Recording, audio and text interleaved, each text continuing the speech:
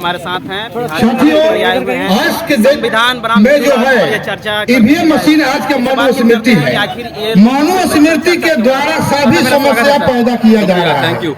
आज प्राइवेटाइजेशन जो हो रहा है, जैसे हमारे वक्ताओं ने कहा कि प्राइवेट स्कूल हो गया, रेलवे बिक गया, हमारे वक्ता बोले थे कुशवाहा जी, तो क्या हुआ? ये 1991 का घोला हुआ जहर है और 1991 में पब्लिक से जो है ना, सॉरी बहुत सारे अधिकार लोगों को थोड़ा सा डिबेट हो रही है। समानता स्वतंत्रता की बात थी, एजुकेशन में आरक्षण मिला, नौकरियों में मिला। अब देख लीजिए ना, जिस समय भारत गरीब मुल्क था उस समय फ्री में शिक्षा लोग ले रहे थे। आज अमीर मुल्क हो गया तो आज शिक्षा बिक रहा है। तो ये समझ लीजिए एक तरह से वैसा वर्ण व्यवस्था के हिसाब से काम कराया जा रहा है। तो आरएसएस जब संविधान लागू हुआ उसी समय से आरएसएस इसके खिलाफ था, उसी समय से लिख रहा था। आज फुल ताकत में समापन तो सभा की साथियों, मैं इसी बात के साथ सभा का समापन करता हूं। धन्यवाद। ऐसे ऐसे प्रावधान ला दिया जाएंगे, जैसे राम मंदिर, बाबरी मस्जिद देखा, नीट का आपने देखा, जैसे ईडब्ल्यूएस का देखा, क्रीमी लेयर का देखा, जैसे सब तरह का। तो प्रावधान उसे खत्म कर दिए जाएंगे। संविधान होने न होने का कोई मतलब नहीं है। इसलिए बाबा साहब ने संविधान सभा में कहा था, ये बात जोड़ लेकर, कि अगर प्रचंड बहुमत हो तो इस भारत में तानाशाही एक खतरा होने का पैदा बहुत हो सकता है। अगर राजनीतिक दल अपने स्वार्थों से हटकर अगर भारतीय संविधान को नहीं माने तो इस संविधान पे खतरा है। तो खतरा किससे है भाई? जिन्ना से थोड़े आरएसएस को प्रॉब्लम था, प्रॉब्लम तो अम्बेडकर से था।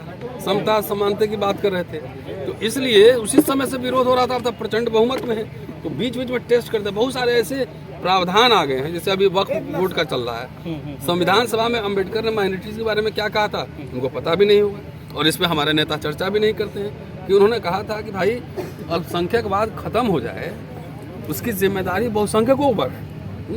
तो अभी जो मुसलमानों को एक बलि का बकरा बना के पूरा हिंदू मुस्लिम पोलराइज की, तो दलित बैकवर्ड को समझना चाहिए ना कि वो हिंदू है कि क्या है। पहले तो उसको समझना चाहिए कि भाई मुसलमान के शासनकाल में तो मजे किसने किए?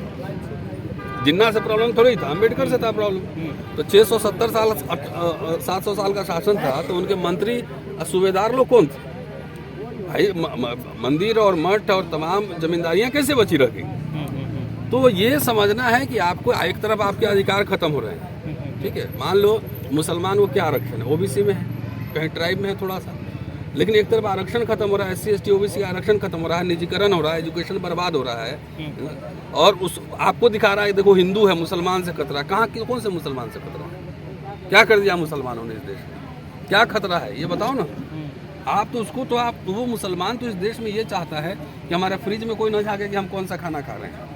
और मुसलमानों की रक्षा की जिम्मेदारी मुसलमानों की नहीं है, ये यहाँ के हिंदू नेताओं की इसकी जिम्मेदारी है, क्योंकि भारत के मुसलमानों ने स्वेच्छा से यहाँ रहना स्वीकार किया और हिंदू नेताओं को ही अपना नेता माना, मुसलमानों को नेता नहीं माना। इसलिए चाहे लालू प्रसाद यादव हो, चाहे अखिलेश यादव हो, तेजस्वी यादव हो, चाहे राहुल गांधी हो, इनको खुल के इस बात पर बोलना चाहिए। सेकुलरिज्म बोलने से डरना नहीं चाहिए और मुसलमानों के पक्ष में जो जातियाँ हो रही है उसके साथ खड़ा होना चाहिए। आप सर सोशल एक्टिविस्ट हैं, आप दलित राजनीति पर लिखते हैं, पढ़ते हैं। हाँ। वर्तमान समय में दलित राजनीति को नेताओं ने गुमराह कर दिया है। जब दलित नेता बहुत नहीं थे तो दलितों को अधिकार मिल रहे थे, अब घर घर जात जात के नेता हो गए हैं, तो उसको क ख ग आता नहीं है। और सारे तो देख तो रहे, बिहार में आप हैं, खड़े हैं यहाँ पे रोहतास जिले में, SC ST का जो पोस्ट मैट्रिक फेलोशिप है वो 2016 से बंद है। किसी नेता को इस पर बोलते, आंदोलन करते हैं, घेराव करते देखे हो?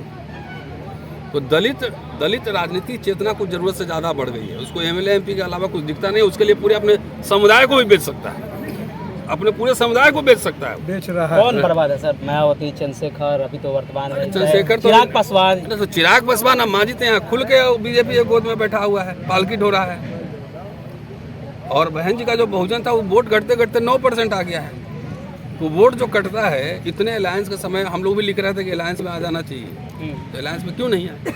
अकेले अपने दम पे 272 MP जितवा सकते हैं, एक MP नहीं, अभी एक MLA है सिर्फ। भाई जब तक सोशल अलायंस नहीं होंगे, पॉलिटिकल अलायंस नहीं होंगे, कांग्रेस बीजेपी की तो औकात ही नहीं अकेले लड़ने की है।